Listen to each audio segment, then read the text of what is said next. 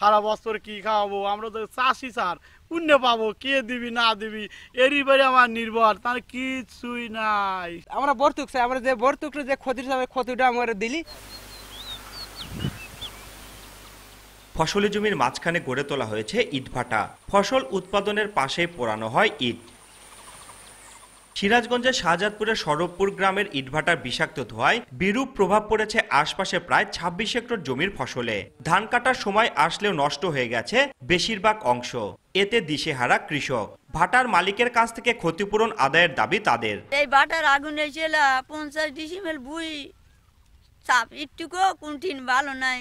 সারা বছর কি খাওয়াবো? আমরা তো চাষি স্যার, পুণ্য পাবো, কে দিবি না দিবি এরই বাড়ি আমার নির্ভর, তার কিছুই নাই। সে সব শেষ স্যার, কিছু নাই, সব শেষ সব।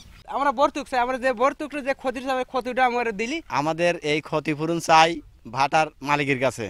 ক্ষতিগ্রস্ত কৃষকদের তালিকা করে প্রণোদনার আওতায় আনার আশ্বাস কৃষি বিভাগের। আর উপজেলা প্রশাসন বলছে তদন্ত করে ভাটা কর্তৃপক্ষের বিরুদ্ধে নেওয়া হবে আইনগত ব্যবস্থা। ক্ষতিগ্রস্ত যে ৯৫ জন কৃষক তাদের তালিকা কিন্তু আমরা প্রণয়ন করেছি এবং ভবিষ্যতে আমাদের যখন কৃষি পুনর্বাসন বা প্রণোদনা কোনো কর্মসূচি আসবে, এই শিমুলতলী সরবপুর গ্রামের এই ৯৫ জন কৃষককে আমরা অগ্রাধিকার ভিত্তিতে কিন্তু আমরা ধান বীজ বা সার যেটাই সুযোগ সুবিধা আসে না কেন এটা কিন্তু আমরা তাদেরকে প্রদান করব। ইতিমধ্যে আমরা কৃষি অফিসারকে আহ্বান করে একটা আমরা কমিটি গঠন করছি। যদি কমিটির মাধ্যমে যদি প্রমাণিত হয় যে ইট ভাটার কারণে এটা ধানগুলো নষ্ট হয়েছে, তাহলে আমরা সেই ইট ভাটার বিরুদ্ধে বিধি মোতাবেক ব্যবস্থা গ্রহণ করবো। ইতিমধ্যে আমরা পরিবেশ অধিদপ্তরকে অবহিত করছি যেন তারা এই ব্যাপারে ব্যবস্থা গ্রহণ করে। এ ঘটনায় উপজেলা কৃষি কর্মকর্তাকে প্রধান করে ৩ সদস্যের তদন্ত কমিটি গঠন করেছে উপজেলা প্রশাসন।